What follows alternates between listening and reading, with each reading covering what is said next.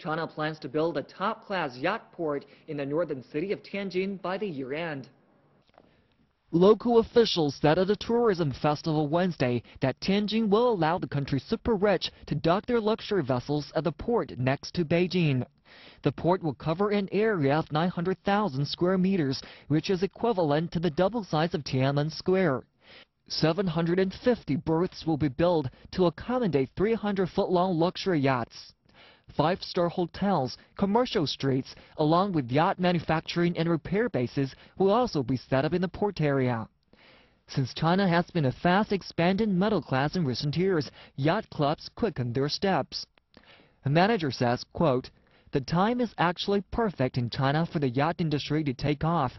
I think one of the things we can do is to train young people to drive any kind of boat and let them have more fun." According to local officials, only people with an annual income of over $30,000 will be allowed to sign up for membership to the yacht club to rent a luxury vessel. To buy a yacht, it should be the annual income of over $300,000.